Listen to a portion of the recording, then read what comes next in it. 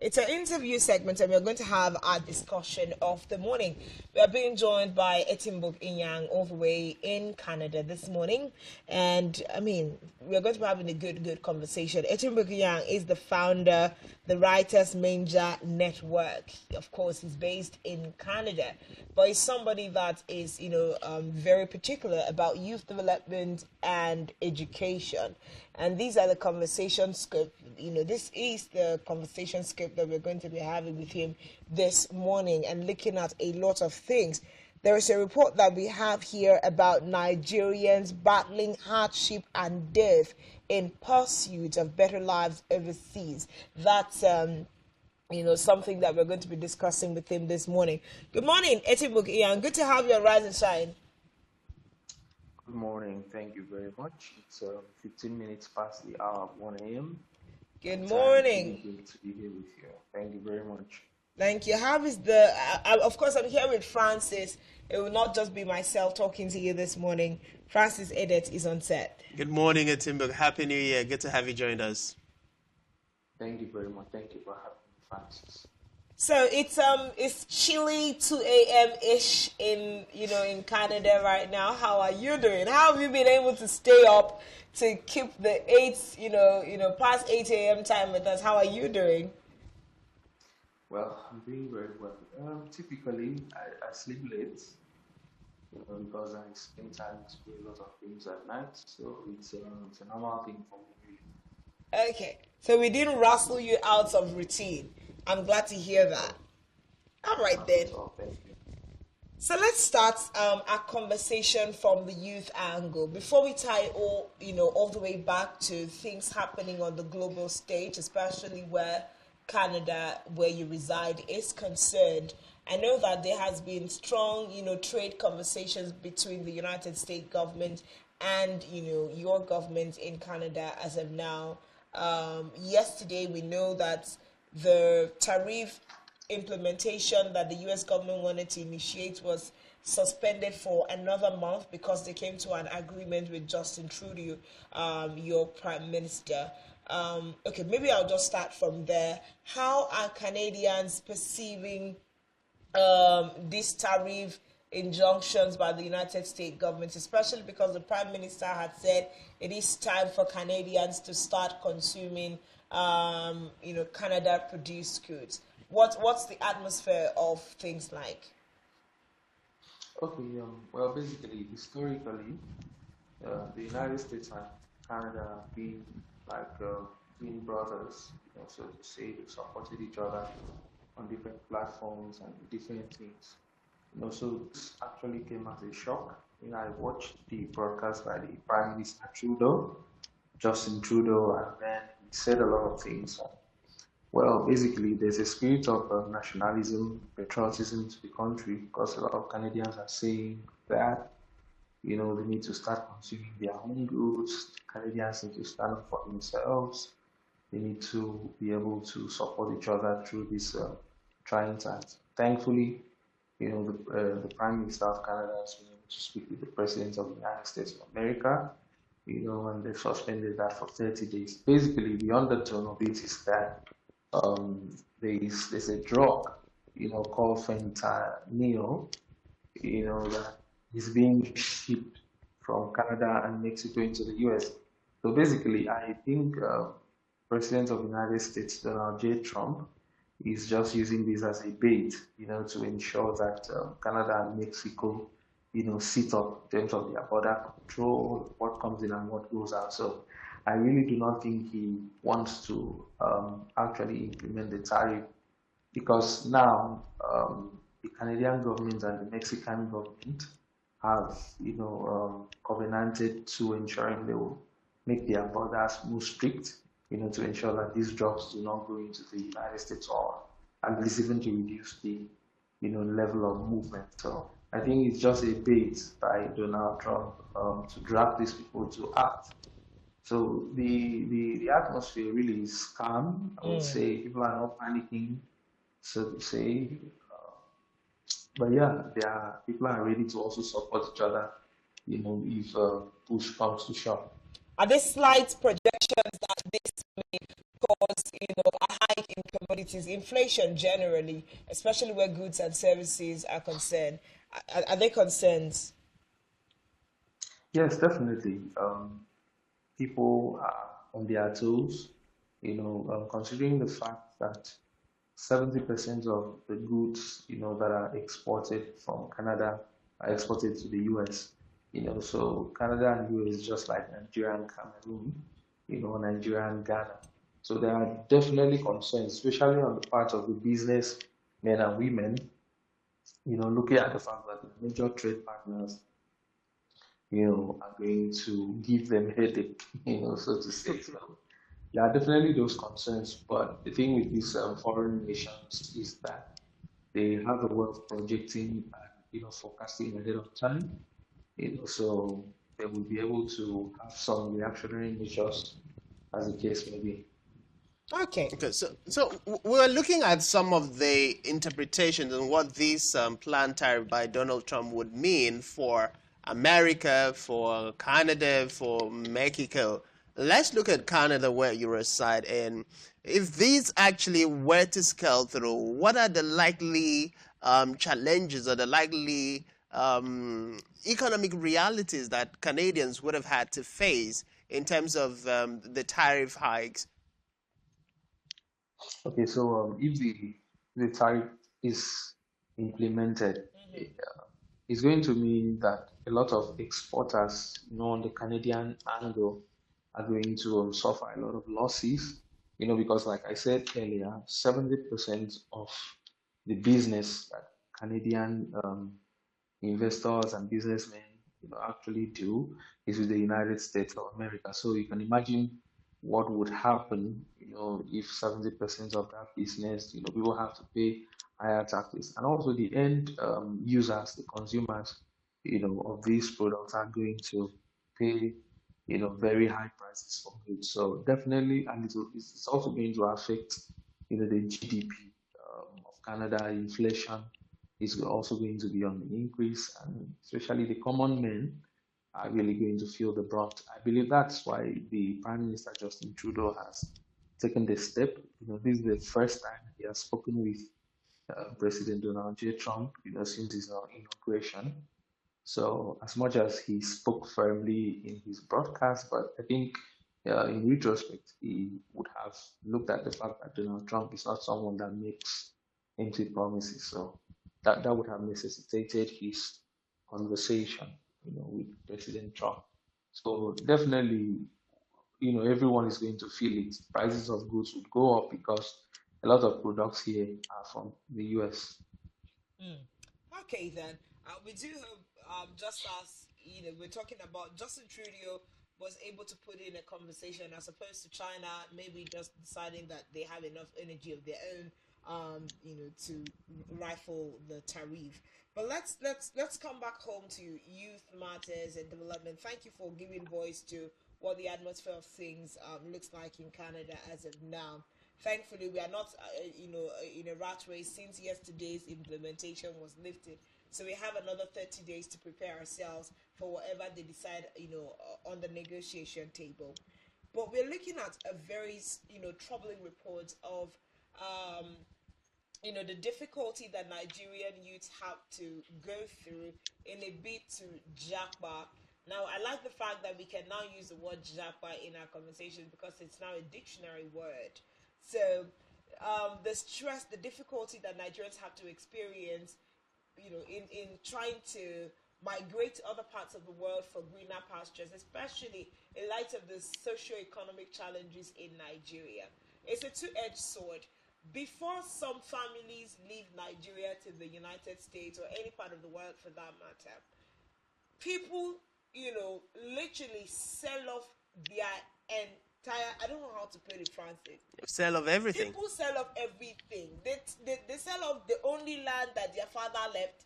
They sell off all of the businesses for some persons that were even established in Nigeria. Sell off their houses, sell off their businesses, and move abroad. But we are faced with the fact that some people move abroad and they are faced with a lot of difficulties. We are looking at difficulties in integrating into the society. We're looking at workplace challenges, there are job difficulties. in these different parts of the world when they travel, as opposed to when you see the advert. If you want to come over to XYZ, just do this, do this. We have jobs of this, y, this waiting for you. What's the reality for immigrants, around the world, using Canada in context? Because Canada seems to be the only remaining floodgates that we have. Mhm. Okay, thank you very much. Oftentimes when I have conversations with people back in Nigeria, I always tell them the truth, the way it is. Um, for foreign countries generally, it's almost the same ideology, same structures, only certain differences in terms of, approach to things, culture, size, things like that. So if you stay in the US, it's almost the same thing, like you're in Canada. The same, the streets are the same, everything, so a lot of people just leave Nigeria and then go to foreign countries. The way these foreign nations are set up, the system is very rigid.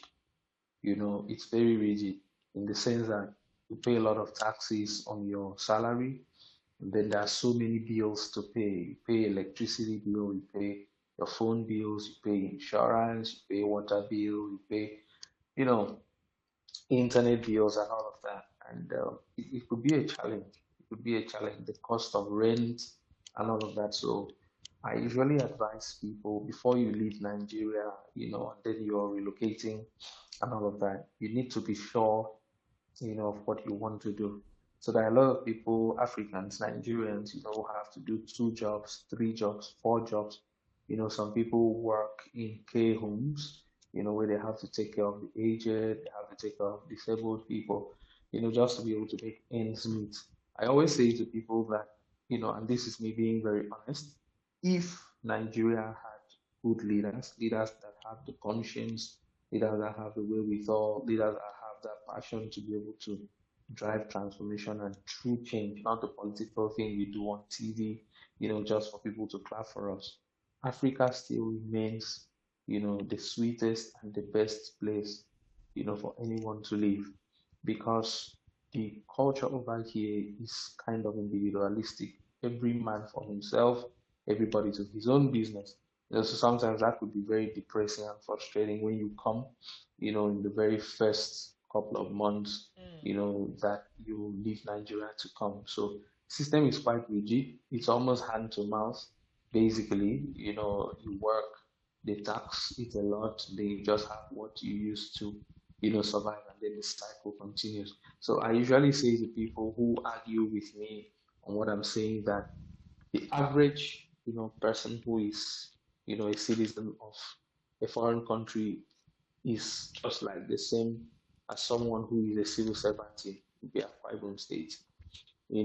So the people that we see who live those ostentatious lives, people who live all those, high kind of life we see on television, are the musicians, the people who act movies, footballers, sports people generally, even their politicians are not as rich as our own politicians. Because over here, politics, governance is about service. If you touch one kobo, if you touch what you are not supposed to touch, you will go to jail. I mean, we saw what happened with Donald Trump, the way they were dragging him and all of that. So that's just an example of the fact that you can even be a former president, a president, whatever. They don't care. So leadership here is about service. If you go to a position you want to serve and you want to be a leader, you have to serve, which is in contrast, to we already know what's going on in Nigeria. So the system is quite rigid, so a lot of people go through a lot and they do not want to be honest. So when you see them snapping those fine pictures and posting online, you're like, oh wow, this guy is having a great time. But the reality of it is it can be a lot. So in essence, Timbuk, from what you've stated, clearly some of the speculations and assumptions that people have spoken about, some of our brothers and sisters who are abroad, the make believe life of wealth and luxury and I everything. think it's primarily even about ease of life, apart from because most of them that not like he has given an example, you can't just go there and get into luxury, except you have already been in showbiz and the likes, or you're making your money in Nigeria and it's still Well, yeah, sponsoring in but we've Africa. also seen people who were in showbiz who went abroad and didn't make anything out. They were Yeah. literally struggling to get jobs. But let's talk about. I think where you're going is systemic ease for immigrants, because that's the picture that everybody tries to talk about. Oh, things are really done differently in Canada. There's systemic ease for everybody. But why are we having reports of, in context now, a lot of Nigerians struggling to meet up with the requirements of living in these foreign, nations. And at the end of the day, a lot of us in Nigeria are pushing to have foreign education. What's your take on this as an education expert and enthusiast yourself? So, the truth of the matter is, the old adage that has become a cliche, that all that glitters is not gold. The truth of the matter is that when you come, it's not like you're going to get a job immediately. So all these things we see online, like, oh, okay, Canada is looking for people, just come, there are jobs on the streets. It's not true. I boarded an Uber ride, one time. I think that was 2023, and then the driver was from, I think, either Iran or Pakistan. And the man was just lamenting to me that he was a professor, back in his country, either his country in the Middle East, but when he got here, the university did not recognize his professorship. So he, you can imagine how a professor comes to a country and is driving Uber.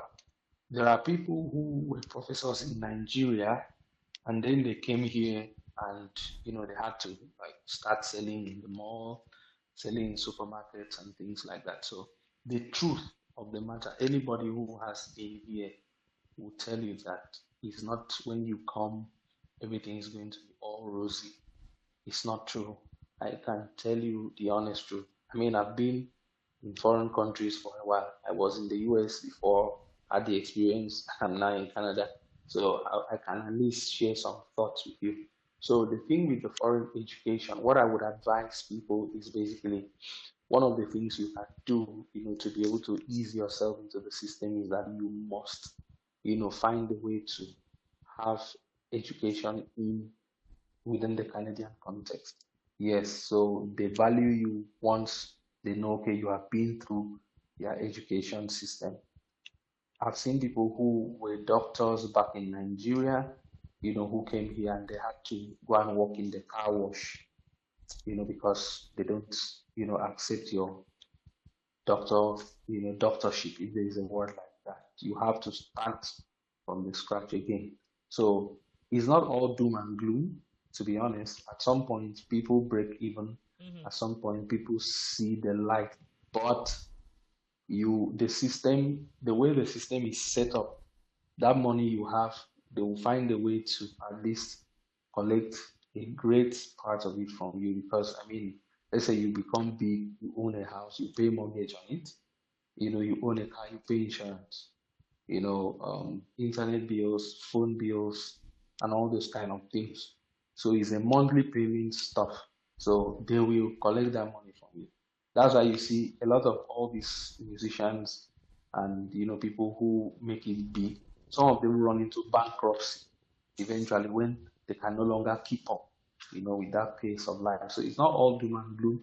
You still have Nigerians who have, made it, they've become medical doctors, and at least life is a bit juicy for them. But at the same time, I still use this opportunity to, appeal to our governments, to create jobs for our young people. African life is beautiful. The communal spirit, the togetherness, the love, the ease of life, really. Every over here, everything is based on the law. If you beat the traffic lights, you get it hot. You know, any mistake, you get it hot. I mean, while in Africa, you can, easily just talk to your brother, explain one or two things. But over here, it's not that way. You have to pay for every sin you commit. These are really serious, but of course, I'm of the opinion that Africa is gradually evolving to that orderliness. But let's talk about future end jobs, because it looks like there is another high rising where we're doing work from home, tech savviness. People are trying to migrate from one career field. Everybody wants to become a tech bro and a tech sis. What is this like, for immigrants? Because it looks like once you're able to leave your country and you can, land a tech job, it's either tech or the service industry where people are being caregivers and all the likes, if you're not all the way on the ladder of being a professional. In terms of future end jobs, what's the hope for immigrants as it looks? Okay, well, hope there are opportunities. I mean, it's just based on you being very good at what you.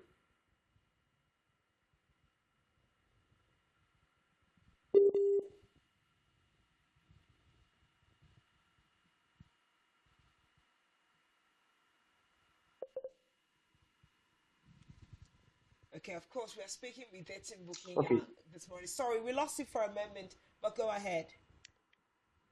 okay. So the system is quite supportive, to the extent to which if you are a star in your field, there are platforms that support you. That is what we really do not have back home. So, for instance, if you conduct a research that is groundbreaking, you have great opportunities to excel in whatever skill or talent you have as well. So there are huge prospects. There are huge prospects. I mean, in my school, we have a couple of people who are Nigerians or Africans in good and top positions. So there are opportunities for tech people, for service people who offer services as the case may be. I mean, we have even African stores here where you get to buy water leaf, afang, periwinkle, and those kind of things. So there are opportunities. So for people who want to leave Nigeria and go abroad to make a better life for themselves, I would advise them to at least start from the platform of going to school. And before you sell your land, sell your family compound, sell your car, and then move, you have to really, really investigate where you're going, the cost of living, and all of those things, so that you would not move from being maybe a banker to someone who is now, working in the car wash. But people make it sound like even being a car wash in a foreign country is better It's than being better a off. doctor back home. I don't know. Okay, Level up that for us.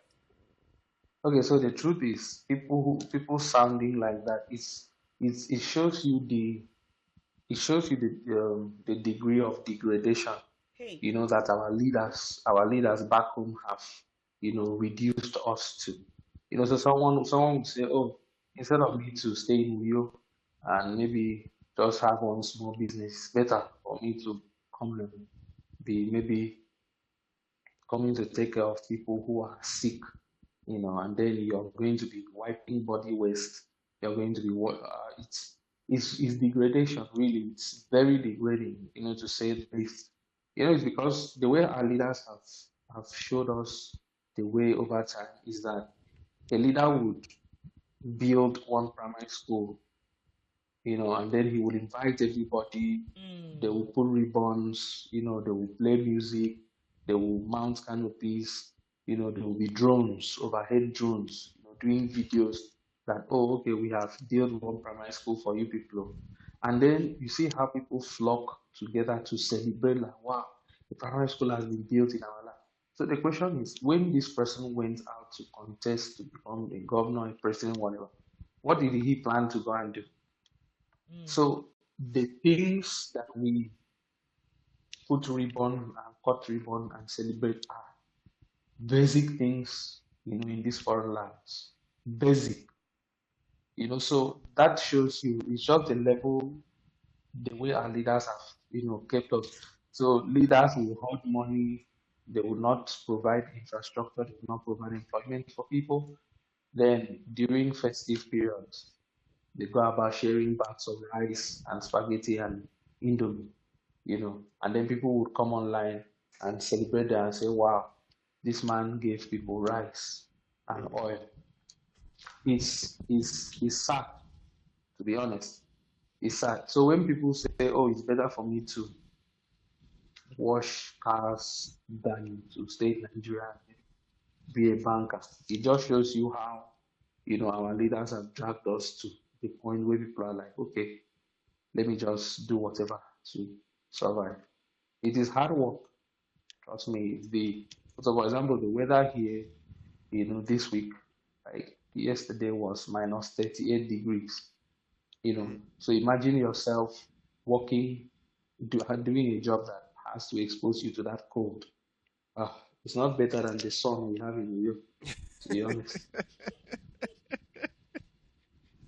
Okay, Etienne, I'm torn in between crying right now and laughing because it's a sad narrative to find Mhm. that a full-fledged human being, a full-fledged Nigerian, is being debased and demoralized, dehumanized to that point, but would rather prefer that other slave scenario compared to being free men in our country because of the absolute lack of right institutions, right governance, and willpower on the part of our politicians. But I'd like to take you a little bit. You talked about the fact that if you are to advise, you've stated, you would say the educational route should be where those who are intending to move out should come. But aside from educational route, I know there are people who might want to come to Canada, for instance. They are done with school completely. And maybe they've done their first degree, they have their masters, they have their PhDs, and they want to come over.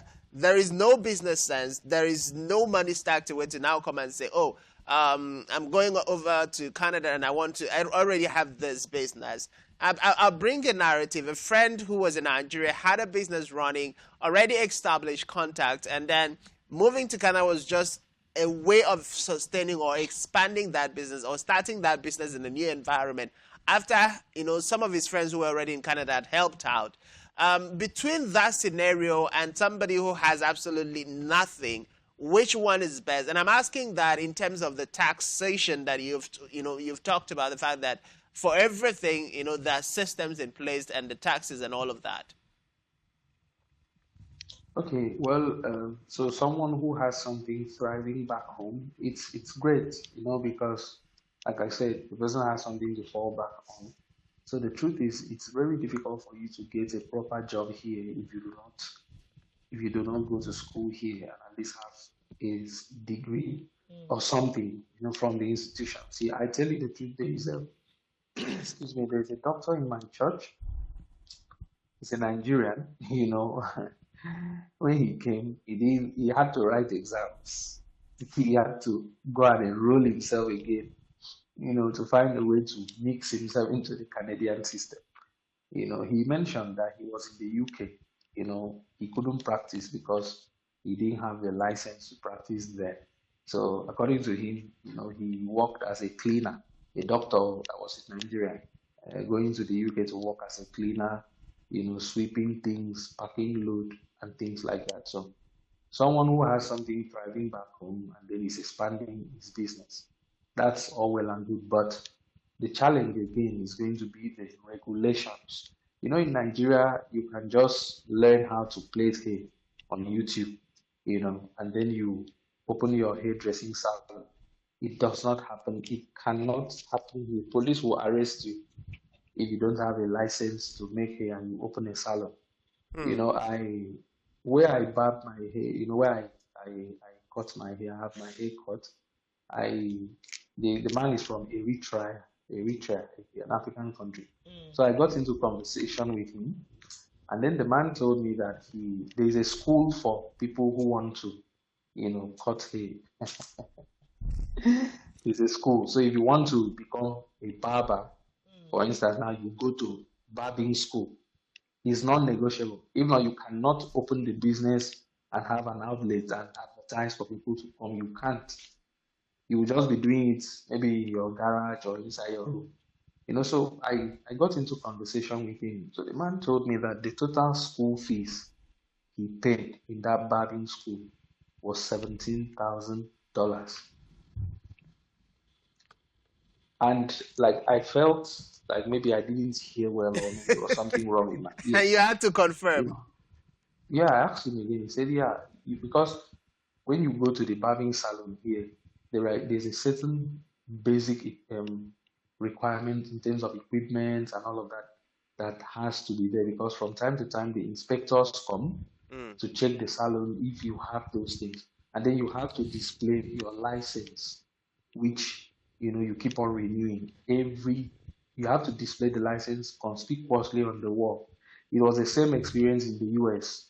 When you walk into a barbing salon, every single person that is, cutting people's hair, they have their license. They put it on the wall. You see the person's certificate, like you graduate from university, and they put it on the wall. It has to be.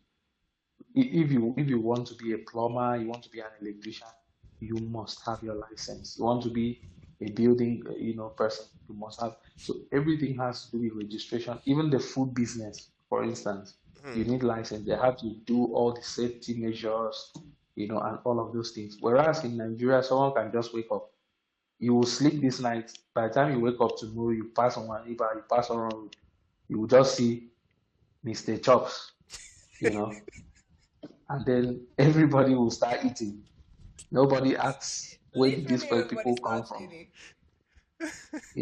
But over here, you want to do food business, there are basic requirements. Even tailoring, I know a woman who she was a seamstress back in Nigeria, but when she got to the US, she had to attend tailoring school just to get that license. So if someone is coming here to do business, all well and good, that is great. So and Nigerians are doing business. I know a Nigerian in the US that owns a pharmacy, you know, but if you go through the process of registration and all that, it could be. So there's someone who does not have anything. I tell you, you know, the whole truth. That person will suffer if the person just carries his or herself and moves like that. The person will suffer. There is no other way because, like, when you come in here, primary thing is rent. How much you're going to pay your rent. In this city where I stay, the lowest amount you can pay rent is like $800. $800. So that's Eight almost hundred like dollars per year, 900. $800 per month. $800 every month, Wow. every blessed month. So they collect their rent monthly. So at the end of, so like this is February, they will charge you that rent on the 2nd of March, like that. So where will you get the money from to survive if you did not come with anything? You're going to be homeless. So your monthly rent is 1.1 million 90,000 in Nigerian naira at $800 Yep, every month. yep. That's what it is. And we are all really jittering. A lot of us have it as strong prayer points. Lord, this year I I need want to to japa. jackpot. Do you understand? When you go to our churches, you see our green cards raised high up in the sky. We really need to japa. And you're saying that, to become a barber, like you said, I can just wake up tomorrow and decide I want to quit broadcasting and go and cook. And Mm-hmm. I'm going to spend about 25 million naira, 25 million naira to train to become that. This thing that our Yep. sons just do with Caesars. Th- This, So there's a lot of freedom that we are playing with in our land. But this is I the last. agree with you. Absolutely. Okay, but this is the last question I'm going to ask so that we can allow you rest for this morning. A critical conversation that is a matter of concern is the fact that the UK has started shrinking its, migration laws. Before now, 2 to 3 years back, people who went in to study could come in with dependents, a spouse, a family, but they've cut back on all of those things. So further shrinking in the window of influx of persons into their nation. Same thing goes for the United States. He has sent people back home, illegal migrants. So it also means that even for people that want to come into the United States legally, the process is going to become stiffer. So for the UK and the United States, that seem to be destination points for a lot of persons, they have clamped down on how much we can get there. Like I said earlier, Canada seems to remain the open door because we see those adverts every time on YouTube. It's easy to get to Canada. It's even in our trending song. Now Yeah. Canada, they help Nigeria. You get. So my question now is there a foreseeable future in the way the society in Canada works that, you know, immigrants will one day wake up to the same trajectory happening in the United States and the UK? Because like they're Yes, letting you absolutely. come now, tomorrow they'll say you need to go back home. Yes, absolutely. I mean, especially for those of us who are immigrants, they've started putting some measures in place. So this, there is that thing of like denying your dependents, and things like that. So it's already in place. It's not even about the future. It's something that is already happening. So the thing is, the nation of Canada is very large. I think, if I'm not mistaken, Canada may be, in terms of landmass, I think Canada is the second largest country in the world. I would need to double check that, and you may also fact check that as well. So they have a lot of, landmass and so many new provinces, so there's that influx of people are coming. It gets to a point where the whole place becomes saturated, and then they have to also make some laws and some policies that will curtail certain things. So yes, absolutely, absolutely, there are already laws and regulations in place, and from time to time they change the minister in charge of the whole immigration thing. So each minister comes in with their own laws and policies and things like that. So it's already in place. So there are a lot of people who came, and till now they're still trying to bring their family over. So what I would just say basically is for us as Africans, as people who I always say to people that I did not come, it was not Japan that I did. I came for a training, and when I'm done with every that I am doing, it will shock people that I will return to my land. Because we have to focus in-house. The truth is, in terms of natural resources, so let me digress a little bit. In terms of natural resources and manpower, human resources and everything, I can tell you the honest truth. America does not have half of the kind of resources that we have in Nigeria. Yes, and I can argue it anyway. Even this Canada, they don't have half of what God has, blessed that country called Nigeria. We have everything: natural resources, human resources, name it. So, but our challenge over the years, is just this whole corruption, greed. A few people just want to be the ones to eat everything by themselves. America prides itself on a lot of manufacturing. They try as much as possible to use technology to manufacture everything and anything they would need.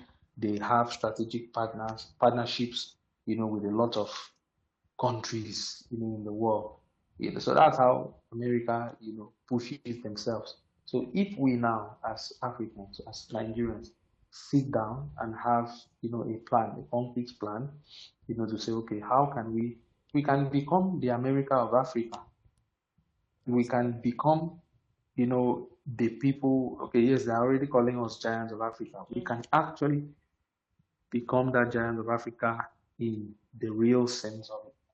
Yeah. So it's already happening. Many countries are already saturated, so like in this city, you have a lot of Africans, especially Nigerians. We are everywhere.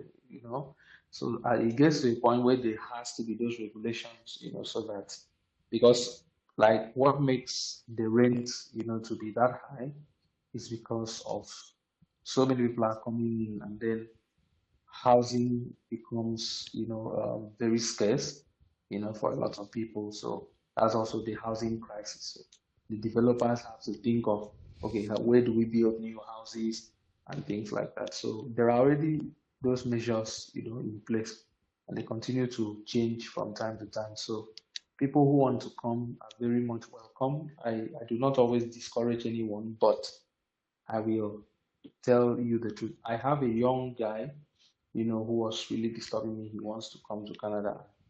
After I advised him, he stopped talking to me because possibly he felt like I did not also want him to come and enjoy what I am enjoying. So people do a lot of things. So there's also a route where some people go and some Africans, some Nigerians go and declare themselves as gay. That they are gay in Nigeria. And Nigeria wants to kill them because Nigeria does not support gay rights. And so there's also a platform for those kind of people. People do those things and they come here and suffer. So I asked the young man, why do you want to? Your parents are alive. You are just a little above 20. You are, with your parents and you are living like at least you have what to eat, you have where to sleep. You are a graduate, for God's sake. Why do you want to go and declare as a gay and come to Canada and suffer? So people need to know the truth. And we as Africans, we need to build our home. We need to look at the resources that we have. We enjoy a lot of freedom. So like I said, you can quit broadcasting and then tomorrow people just come and see UI cookies, UI bakery, UI, whatever. And the funny thing is, people will patronize you. People will patronize you. You just need to be able to package it well, post it online. Like, okay, guys, patronize your girl. You do videos. You're already in the broadcasting, so you'll be able to know how to create content and post small church. You become a food person. Nobody checks the sanitary condition of whatever thing you're doing. But over here, it's really tough. Things are It's really different. tough.